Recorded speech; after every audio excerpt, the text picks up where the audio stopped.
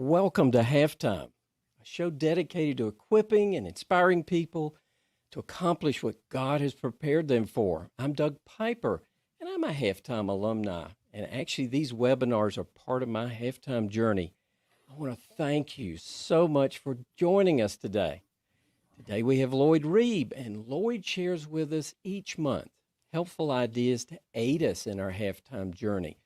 Lloyd's a successful real estate developer who made a midlife transition looking for greater meaning, joy, and impact in his second half.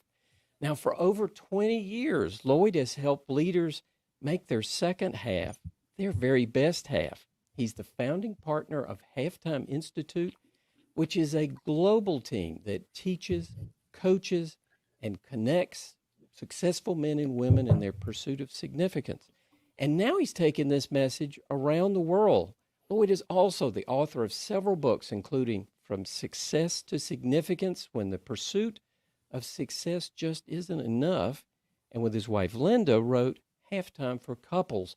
Now, if this sounds like where you are, or maybe you've been, and you'd like to work with creating greater meaning, joy, and impact in your life, or maybe you know someone that's in that season, you can find out more by going to halftime.org. That's HALFTIME.org. And I'll include all that information again at the end of the program. Now, I encourage you to continue the conversation. We have lots of different ways to do that. One of the best ways is by asking questions down at the Ask a Question link at the bottom of the screen. And we'll get to those in the second part of our program. Please respond to our brief poll. This helps Lloyd know what you want to hear the most. And we also join in the chat. Please share where you're from, maybe what you're having to drink this morning. Don't put questions there in the chat screen if you want it answered. Put the questions down in the Ask a Question link at the bottom center of your screen. Now, please consider clicking the green follow button in the upper left-hand corner of your screen. Maybe, let's see, right about there, I think. If you will click on that, then you'll get notifications whenever Halftime goes live.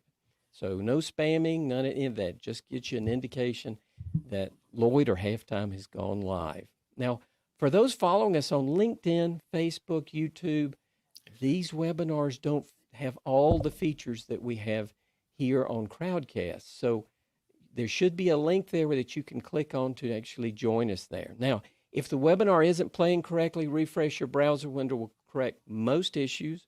There's also a small gear symbol in the lower right-hand corner, and that allows you to adjust your screen resolution for lower and smoother playback if you're seeing issues. Everyone that registered will get an email with a link to this recording, Lloyd's resources, and links to the Facebook groups. Now, on Halftime, Lloyd will discuss what I think is a particularly important topic, getting into gear, tips for shifting out of neutral. All right, now you're supposed to be splitting the screen. There we go. Welcome, Lloyd. Good morning, Doug. I'm really looking forward to this, and I really want to start today with two questions. First, how would you summarize getting into gear and out of neutral? But then second, how common is it that someone's halftime journey slows, loses momentum, or possibly is abandoned? Well, Doug, I think it's very common. You and I both experienced this, and I particularly found it frustrating. Bob Buford wrote a book, Stuck in Halftime, and it's a common experience, not just in midlife renewal like we're talking about, where you're really looking for your calling, but it's a common experience in people's careers. And there are a number of reasons why that happens. But one common one is they're not quite sure where they're stuck. And then they don't have a systematic way to work through the stuckness, if you will. Now, on the one hand, having a fallow season or a detox season in your halftime journey is a good thing. And what it does for us is it enables us to grow internally in ways that we might have not done in the past.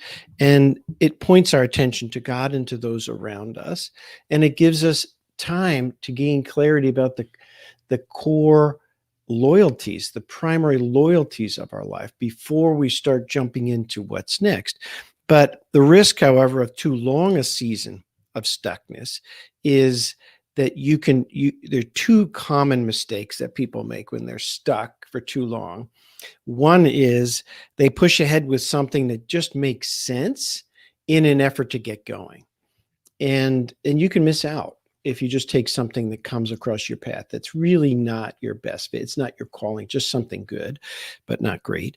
Or you default back to what you and I knew and have done. I can't tell you how many people I have coached who just, some headhunter called them and they just default back to what they used to do.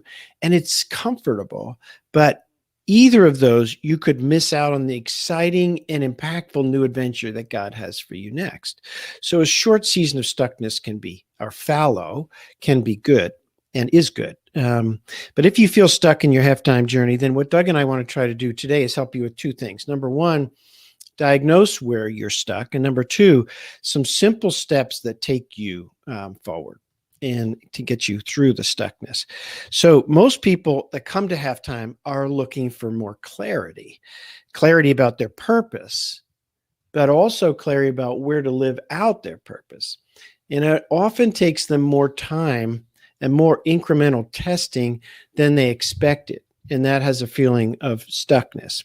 So what we do in the Halftime Institute, as you probably know, as alumni, is we help them get clear, get free, and get going. And actually, it's not quite like that. It's an iterative process. We help them get a little bit clear, and with that clarity, cut some things out of their life and get a little bit free.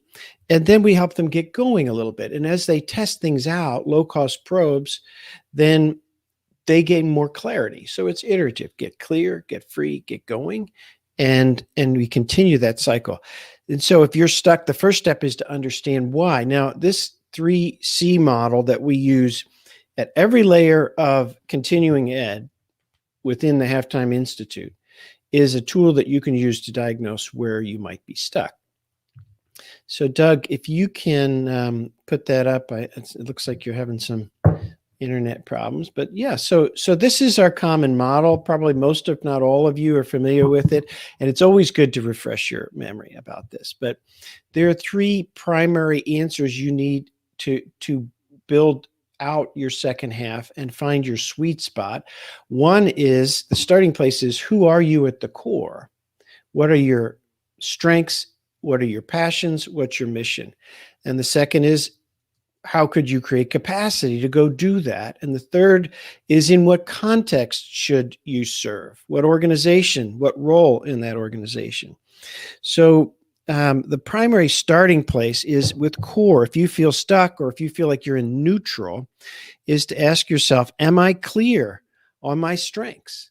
Am I clear on what I'm most passionate about? Am I clear on my purpose or mission statement? Now, this is where I made a mistake. I was firmly stuck, because I was searching for opportunities, but I didn't really have clarity yet about my strengths, passions, and my mission statement. And frankly, it was a little bit like I told you, Doug, just the other day, that it was a little bit like going to buy a vehicle without knowing yet whether I wanted a car, a motorcycle, or a truck. And so I chased all kinds of rabbits. But the starting place is to ask yourself, am I clear on my long-term desires? Am I clear on my unique strengths? Do I know my personality, my expertise, and my passions? And then, do you have a clear written mission statement? Now, it doesn't need to be perfect, but it needs to be as clear as you can get it right now. And once you get a certain degree of clarity, then just sitting thinking will not help you. You need to start moving. So that's the first set of questions, is around your core. And if you answer no to any of those, then that's your starting place. And then secondly, suppose that you have a high degree of clarity around your core. The second question is to ask yourself, well, am I stuck because I simply don't have the capacity? Now, there's several elements to capacity, but one most important one is time. Do I have the time margin to test out my personal mission statement? And so you might go through your calendar and see, what are you doing right now that shows up regularly in your week that is relatively low value, and you do it out of habit or routine or obligation, but you could easily cut it and create 2 or 3 hours a week to start testing out and exploring what might where you might deploy that mission statement that in order to test it out. Do you have the financial plan that will allow you freedom to create some margin to test out your mission?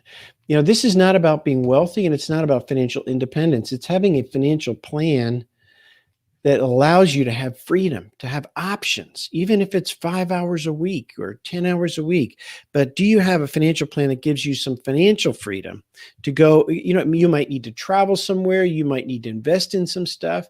And Doug, when you start, you need to make a bunch of investments in equipment. And so, you needed some financial margin and you needed some time margin, right, in order to get started. And now you mentioned, Doug, that for you it was about cold turkey. You had to stop what you were doing, right? And I did. I just didn't have the strength to explore other things. and why do you feel that was? What had crept up in your life that made it hard for you to just, block off some time each week to start really exploring this new passion of yours that you're doing today? Probably just the drive to, there's always things you think you need more importantly than other things. And so, I had kids in college, and, you were funding that, and you want to save for your retirement. And there's always this next thing that if you get this, now you can relax. And I couldn't do it. So Yeah. cold turkey was what worked for me, but it's certainly not the right decision for everyone. I didn't have a platform where I was. Well, so we'll come back to that in just a minute. And then maybe let's look at this third piece. Suppose that you had clarity around your core. So you're not stuck because of that. And you've got the capacity. You're not stuck because of that. Then obviously you're stuck because you're not clear on the context in which you should serve, the organization, or the role that you should play, or how the rhythm of your life would be. And so in this section, you're looking for what organizations are places where I could live this out, and then what might my role be inside those organizations. And part of this is getting your elevator speech right. Part of it is talking to people who are in the space that you're passionate about, building a tribe, building a network. When we started our careers in our first half of life, we often realized that we needed a network in order to be successful. One of the things we help half-timers do is build a tribe, a network of people that are in the space they care about, that are experts or leading organizations or have written about it, and start to have these conversations that will help you narrow down, okay, here are the 5 most likely organizations for me, and here's a role I could possibly play, and then to be able to negotiate your way into those for low-cost probes. And you don't want to sign up for something that's like 10 years of commitments or 1 year or 6 months. We want to help you get progress in months or weeks or days, not years. So if you can get this part right, which get really clear on where you're stuck, then you can start to solve the problem. And like I said, it's a little bit like one of the challenges, like going looking for a vehicle when you're not quite clear yet on whether you want a car, a motorcycle, or a truck. So, Doug, you were stuck pretty significantly in this journey, and I remember it because I walked alongside you. So describe that for us, because I think we'll all just take a big deep breath and say, okay, he's like us. I mean, because we all have this same struggle. I was. I mean, as I said before, I think I was living to work rather than working to live. And frankly, I did it for so long, it just became ingrained in me, and I think it was all I knew to do. I mean, it was just my routine. So for me, I realized I had to go cold turkey to really detox, because if the outlet was there for me to jump into, I would jump right back into what I felt I did best. So going cold turkey and detoxing, I began with low cost probes and gauge their value based on the energy that I sensed from the experience, which I learned from my halftime roundtable. And it's an iterative thing, and actually I'm still in this iterative phase, and Mhm. I'm refining my low cost probes. I'm investing on where I gain energy. I remember my first low cost probe, and I was determined to do a podcast, and I had much of the technical ability, but I really didn't know how to build an audience or how to consistently produce episodes. To do them right, you really need to do them weekly. And so it's one thing to have the technical ability, it's a whole another thing to be able to deliver content on that regular basis. And really, it was only when live streaming, and I really felt like God tapped me on the shoulder and said, "Look at this," that I began to gain momentum. And interestingly enough, this was well before COVID. This was probably 2.5 years ago when live streaming was a little rare. So then I twisted Lloyd's arm a little bit to team up, and we found the audience, and it has really gained legs from there. But, Lloyd, that might be enough about you and I. Let's hear what's important to our viewers and look down there at the poll. Are you good with that? Yeah, that'd be good. Thanks, Doug. Okay. So I'm going to read the poll and give everybody a chance to answer the question. It's really brief. So which of these obstacles has or is currently the greatest hindrance to progressing with your halftime journey? Is it a lack of clarity about strengths and passions, missions or calling, time to explore it, financial margin that could release you from income producing commitments, not knowing which organizations are doing what interests you most, or not finding a good role that fits you in an organization that you're most interested in? So now we'll look at our results. And again, we use these to kind of gauge where we're going on the rest of the program today. So, Lloyd, it looks like by far 64%, 60, about 65% in climbing. Lack of clarity about my mission or calling is by far the strongest segment. Second to that is not knowing which organizations are doing what interests me most. So certainly, without a doubt, and those are shifting a little bit. So I'm not even sure that clarity about missions necessarily go end up as number one. They're kind of going back and forth, a little bit like the last election. But clearly, those two, clarity about a mission and not knowing which organizations, is very strong in our group today. All right. Well, so let's dive into that then. Doug. Now, obviously, the starting place, if we're gonna dive into what you and I call simple solutions, it's got to be simple. It's got to be memorable. But the starting place is prayer. There's no such thing as a calling without the caller. And so, if this is kind of a bedrock, right? And the Lord says, "I'll guide you with my eye." And so this is about making eye contact with the Lord. And if you haven't blocked off a silent spiritual retreat day just to be away by yourself and listen to the Lord, then this time of year is perfect for that. Just block off time between Thanksgiving and Christmas, or if you're in another country, there are different holidays, but block off time to listen to the Lord. And why would you and I want to get unstuck on our own rationale without really hearing from the person who designed us and has our plan for us, plans to prosper us and not to harm us? So that's a starting place. But now I want to, Doug and I have worked hard to make this really memorable. And I remember when our kids were young and they were taught about fire safety.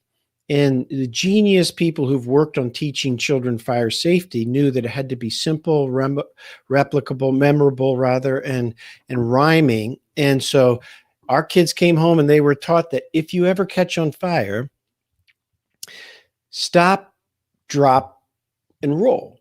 So when panic goes through your mind and your shirt sleeve's caught on fire, stop, don't run, drop, and roll. And there's something similar that we found is a similar memorable pathway out of feeling stuck or feeling neutral, a way to get in gear. And I would describe it as chalk, block, and talk. Use chalk to craft your mission statement. In other words, write your mission statement in chalk, not pencil or pen. Block time on your calendar, and then talk to the people who are already in that space that aligns with your passion. Chalk is way different than pencil. Linda and I have a big chalkboard in our kitchen. And when we're working on something, a project or a family trip, for example, we often go over to the chalkboard and write out our big ideas. Now, what happens is they're out in public and they're big, but they're easy to erase. And it helps us get started with the basic ideas without feeling like we're making a permanent commitment to, okay, here's where we're going on vacation, here's how it's going to work, and here's who's coming. And so start with this idea of writing your mission statement in chalk. It should be something you share openly with people. It should be something you change easily. And so it reduces the fear that you have got to get it right before you start. That will help you get unstuck. And then block the time off on your calendar. So often, I would say most times, people are not stuck because they're not clear on their strengths. And you could see that in our poll. It's because they're not quite clear on their passions and their mission. And you've got to test that out. You can't just sit navel gazing inside your office or study or somewhere and think about your passions. You really probably, after you've done some of that, you got to get out and start exploring and testing and experiencing it. So if you're stuck because you aren't clear on your core, it's seldom around your strengths. 95% of the half-timers I aren't sure on their passion. So you may be afraid of getting started because what happens if you pick the wrong thing? And if you write your mission in chalk, that will help you get around it. And then go to your calendar and find blocks of time that you can just simply block off. It could be Friday afternoons. It could be Saturday mornings. It might be a whole day.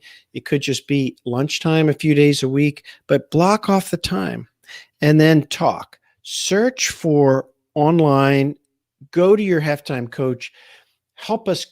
Let us help you connect with people who are operating in the space that you care about. And Doug, I think I made a bunch of introductions for you, didn't I? And you started talking to people. What was that? How was that helpful for you?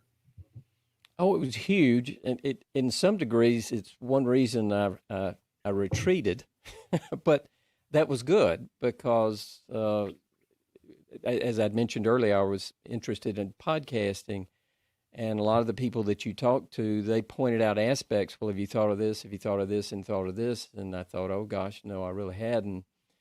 And so I retreated, and then ultimately, I knew what to really work on. So it was very powerful and a lot of fun. And the great thing is the connections have continued. They have encouraged me despite the caution that they provided. So what I did was I had this longing as a real estate developer to be able to touch people's lives in deeper ways. I felt like I was spending my life building buildings that were going to get torn down in 100 years. And I wanted to invest my life in the lives of people in ways that would outlast this world. And so I went exploring and I got a book out that I bought a book that I was using as a prayer guide called Operation World Handbook. And it's a prayer guide for every country in the world that helps you understand where they are, what their needs are, what the population's like, so you can pray for them. And I just started praying through all the countries of the world. And at the back, there was a list of all these organizations that were working around the world to bring God's love and compassion to people. And so I sent my resume to more than 40 different organizations. I just said, here's my background. My time is free. How could you use me? And while most of them didn't know how to use a real estate developer, a few did. And I started the conversation. And then I did a simple first next step. One of the organization was their home office was in a very expensive city in another country, one of the most expensive cities in the world.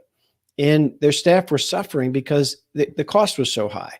They asked me to do a relocation study for their home office. Well, it was so easy as a real estate developer. I couldn't believe that I could actually use my skills, and I got clarity about my unique skills to help an organization that was doing what I was already passionate about. And at the end, I remember presenting it to their board, and they changed their office location, and it helped hundreds of employees.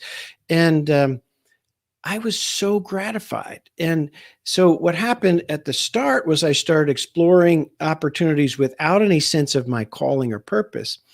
But as I gained clarity, then I could go to organizations and say, here's who I am. Here's what my mission statement is. Here's how much time I have. What are some opportunities that you could use me? So when you go and start the talking piece, right? Chalk, block, and talk, go intentionally. Set up short 30-minute calls with as many organizations and people that are either halftime alumni or working in the space that you care about. And start by giving them your elevator speech. Here's who I am. Here's my background. Here's my mission statement as best I know it right now. Tell me about what you're doing. And then let's talk about how you could come up with creative ideas for me to be able to help you advance the cause of your organization using my mission and my unique abilities. And in a way, you negotiate your way into a good low-cost probe. So you want to ask them for specific ideas in writing, and then bring those, summarize those low-cost probes. And we have a tool that lets you summarize your low-cost probes, and then sit down with your personal board or sit down with your closest friends and your spouse and talk it through. So that's part of this talking piece, is having the confidence to talk out loud about here's what my mission statement is. Now, what I often do in this, in helping someone get unstuck, is I take their mission statement, I put it on a single sheet of paper on Word, and I send it to them in big, huge text. And I say, print out a bunch of copies of this and give them to your spouse, your adult kids, put one on your desk, and start blocking off time that you can look for people and organizations doing what's in this piece of paper, and then just set up short conversations to talk. So if you are somewhat frustrated, you are not alone. That's what Doug and I want you to know. You're not alone. Many, if not all of us, get stuck at some point in halftime. And the way through is to simply chalk, consider about your writing your mission statement in chalk, block the time, and start to talk with those who are involved in that space. Now, Doug, I know we've got something like a link right here that that folks can use if they want to explore it more systematically. We've got a virtual roundtable starting. Talk a little bit about that. Yeah, we have 3 openings left in our next virtual roundtable, which is going to start in just a couple of weeks. Lloyd will be leading the group along with halftime alumni Paul Norris. Now, let us know if you or a friend are interested. You can either click on the link, which takes you to an email address, or just email info@halftimecarolinas.org for more information. So we'd love to have you join us. We don't offer these continuously, so there are 3 openings left, so jump in there. And it's a couple hours a month, and you're with peers, and it's confidential. And even though it's hard to create intimacy like this online, we do a pretty good job of connecting people at the heart level. Right?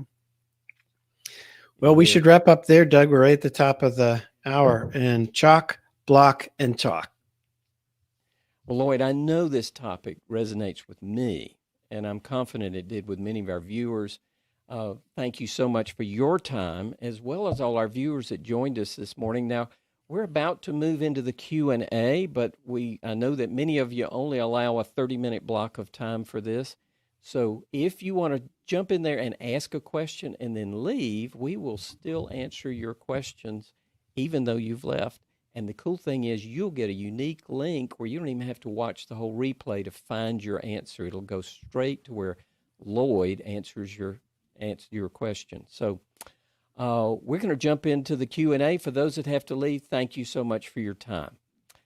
So Lloyd, we have a couple of questions here in our thing, and we're going to go ahead and take them, I think, as they are entered in. So Jeff asks, could you touch on your experiences on the spiritual overflow capacity section? Yeah. So, Doug, if you and I today only bring our best ideas and our energy and our care for the people that we're together with, our friends on this call, that would be useful. But that's not supernatural. That's not going to create the breakthrough that you and I were praying for before we started this call. Like, why did we spend time praying about this? Because at the core, at this season of our life, we know with a high degree of certainty that nothing really eternal happens without the Spirit of God making it happen. And in John 15, it says, I am the vine, you're the branches. And if you remain in me, you'll produce much fruit. But without me, you'll produce a little bit less fruit. Is that what it says? No, it says, without me, you can do nothing.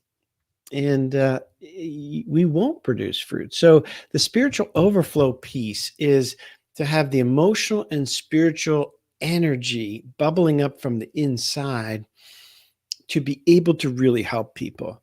And I had dinner last night with a halftime alumni here at the house, and I cooked a Lebanese stew. Doug, I've been trying to learn to cook Lebanese food, and so we had a great meal together, and we were both talking about how we can see in our everyday lives times when God shows up and does stuff that we can't explain, and how much fun that is to think that, wow, the creator of the universe that's keeping all those stars, in alignment, actually used me in some small way in someone's life just now. That's a blowaway. I mean, I don't think there's anything quite as exciting as that.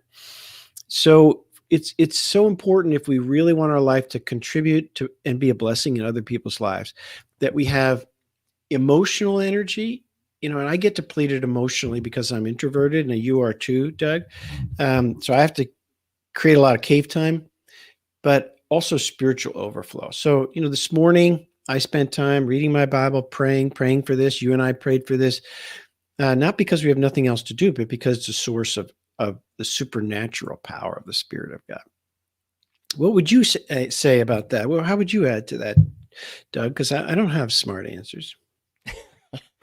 Well, it's just essential. As I said, the whole, I had never considered live streaming. I was so focused on podcasting, and it was not going anywhere. And I'm absolutely convinced God tapped me on the shoulder and said, try live streaming. And it was the doors just flew open. When I approached people, they said, oh yeah, I'd love to do the same people I'd talked to about podcasts. They were kind of like, well, I really don't have time. But when I said live stream, it's kind of like, oh, that's new. That's cool. I can do that. And so it's essential. I was treading water until God tapped me on the shoulder. So you could have lots of time and lots of money and still not have the capacity you need to live out your calling. And if you're going to teach little inner city kids literacy, it's going to take a lot of spiritual and emotional overflow, because those children's lives are going to be filled with some suffering and pain that takes energy. And I remember one of the halftime guys built the largest inner city little league in Chicago. And one day he and a doctor friend who were coaching a team, they took, with the little boy's grandma's permission, they took his bike and had it all souped up because it was just a beat up. He didn't have good tires. And they gave it back to him all tricked out on his birthday.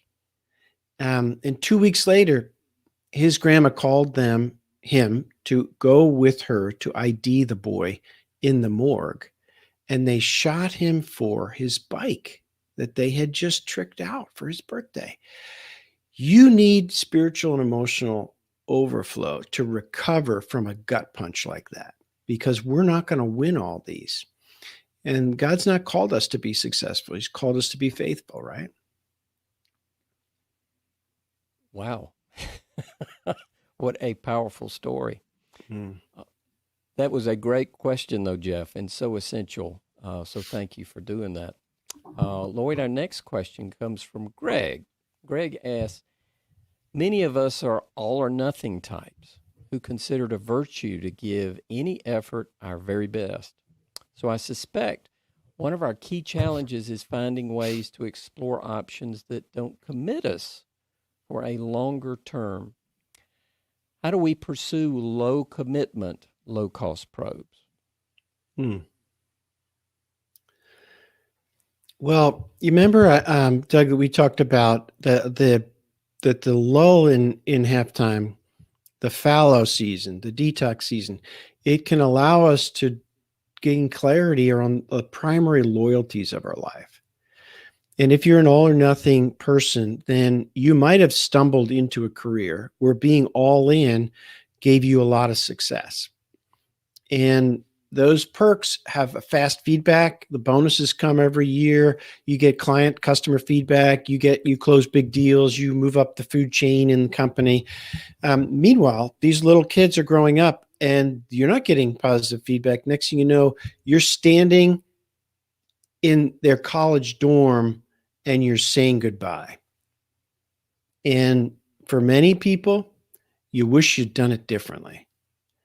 And so what we want to help people do at halftime is get clear on the primary loyalties of their life so they can be all in the most important things in their life with the right rhythms.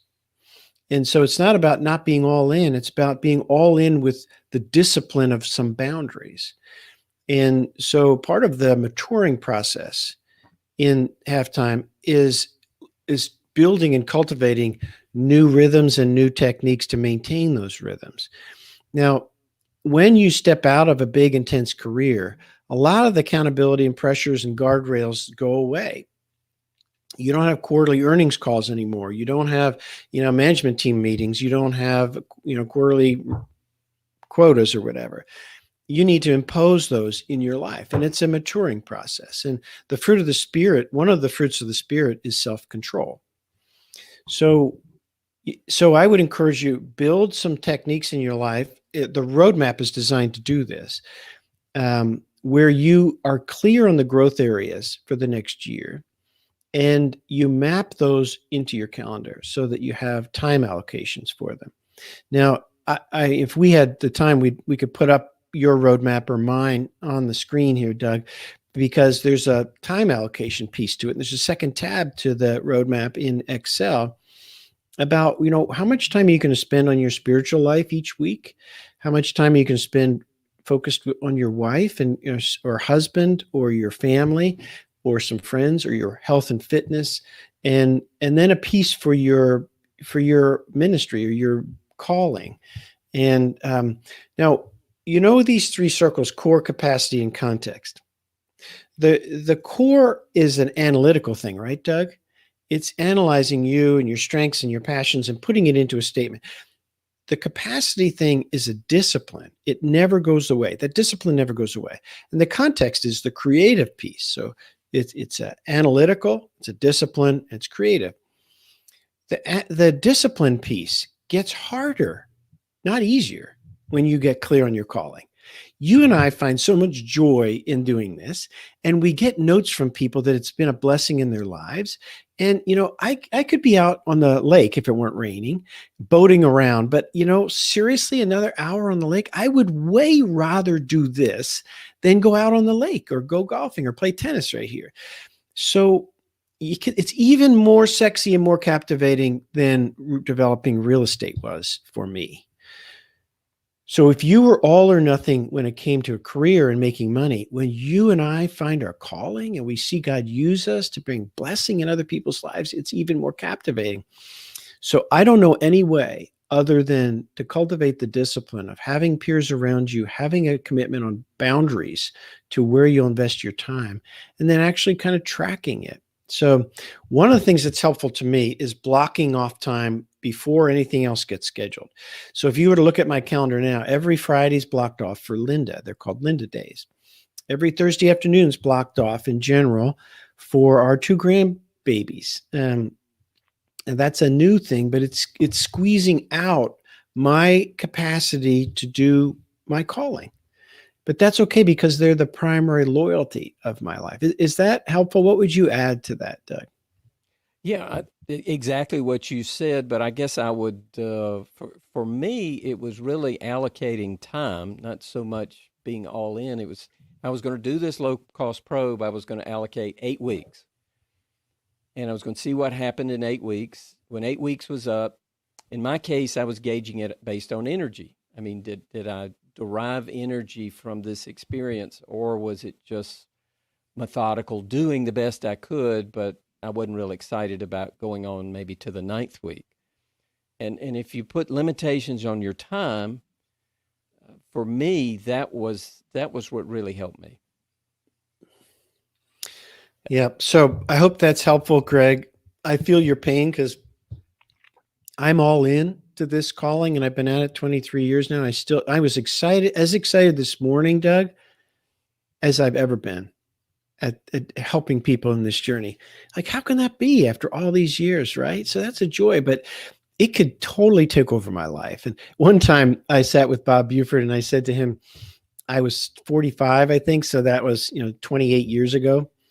And I said to him, I think I'm losing my mojo. I was afraid of getting lazy, and because I've got financial freedom, I was afraid I'd just be one of these guys that the French call a flâneur. You just drift around. And so he listened to me and he smiled and he looked me in the eyes. He said, Lloyd, you're never going to lose your focus. He said, your problem is you're so focused, you're going to become uninteresting. Gosh. As soon as I heard that, I knew he was exactly right. And sure enough, I came home, I talked to the family about it, and they said, yeah, he's exactly right. You're becoming uninteresting. Well, that's just like losing energy. You just, okay, it turns into a job. It's not a passion anymore. Well, clearly, Greg, that was a great question. And so we've got one more from Diana. I hope I pronounced that correctly, Jana. Could you talk a little bit more about developing your mission statement? And David Wills has added, are there any particular tools that we have? So David asked a great question also. Yeah, okay. So we do have tools, and David will send those out. And gosh, I wish you guys could join us on the screen here. So Gianna, I would say that the mission statement, the thing to remember is what one older Chinese pastor told me, is that your calling is a gift to receive, not a goal to achieve. So view it as open-handed, and you're asking God, please tell me what I was placed on this earth to do. Those works prepared in advance for me. Ephesians 2:10 talks about. And but if you think about it from the perspective of Galatians 6:4 and 5, the Bible says, give careful thought to who you are and the work you've been given, and then sink yourself into it. And so the who you are place is the place to start. It's about archaeology, not architecture. So you look back over your shoulder and you look at, when was I at my best? What are the most important skills I've learned? One interesting book that I pulled from my library in preparing for this is this book called Getting Unstuck. And it's a psychology book, but they have a section here just called the 10 basic interests, recognizing the patterns of deeply embedded life interests in your heart. And they break down what people's contribution is into 10 areas: application of technology, quantitative analysis, theory development and conceptual thinking, creative production, counseling or mentoring, managing people relationships, enterprise control, influencing through language and ideas, hands-on problem solving, or ordering information. Now they've done studies, these are psychologists, so they've studied people for 25 years or so. But you see what they're getting at is they're looking for the core contribution that you have. That's number one. Second is, what are you passionate about? Now, one way to get at this is to get a newspaper like the Wall Street Journal and New York Times or USA Today for a week and read it every day, but ask yourself, what makes me mad, sad, or glad? You're looking for what moves your heart. Go talk to people working in your community that are making a huge impact among the suffering. Read through the Bible and see, what did Jesus care about? He said true religion is to care for the widows and orphans and keep yourself undefiled. So, there are some hints there you start with. We have a tool that we help people use where we give them hundreds and hundreds of photos and ask them to pick the 3 photos that most move their heart. So everybody that goes through a virtual roundtable has to pick 3 pictures from hundreds of pictures and then tell their group why these most move them at a heart level. And sometimes it's about human suffering, but sometimes it's stuff like golf or some other thing that just doesn't seem like a compassionate outreach, but you may be surprised at how they all dovetail together. And then the last piece of a mission statement is, to what end? This is a Peter Drucker question. To what end? What are the results you'd like to see? And then they conjoin into a single statement. Now, the statement is designed to be a filter for you.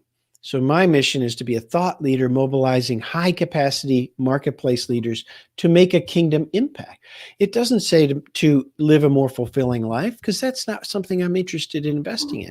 I want to invest in your life so that you can advance God's kingdom and bring eternal blessing to people. Compassion, the Great Commandment, and the Great Commission. So a mission statement is designed to be a filter to allow you to say no to most of the good things coming your way so you can say yes to a few of the great things. Now, we've got tools that we can help you with, and I would encourage you just reach out and we'll help you with that. And a big shout out to David Wills. He ran a big chunk of National Christian Foundation for a long, long time, and a dear friend, and just so great to hear from you, David. Yeah, I know. So you also wasn't afraid to ask some hard questions. Yeah. And thank you for those, David.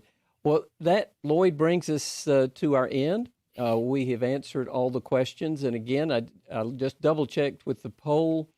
It's still pretty well split 50-50 about lack of clarity on our mission and calling and not knowing which organization. So that'll be some focus. And then what about that up. Second poll, Doug? Yeah, I'll look at that right quick. So we are interested in primarily the topics you want to hear. So our few that we're considering, I've put it there in the poll. And with our poll there, by far, Lloyd, the strongest is what future topics would you be interested in the most? Designing alignment with your spouse, even when it seems impossible, had the highest and continues to rise there. Second to that, but it's a distant second, is building your best family as kids leave home. So certainly alignment with our spouse, which makes a lot of sense, is the most popular topic that they're being asking about so far. Braden says, thank you so much for doing this. So grateful. And Lloyd, I do appreciate that. And I think Braden expresses a sentiment that everybody here in the audience has.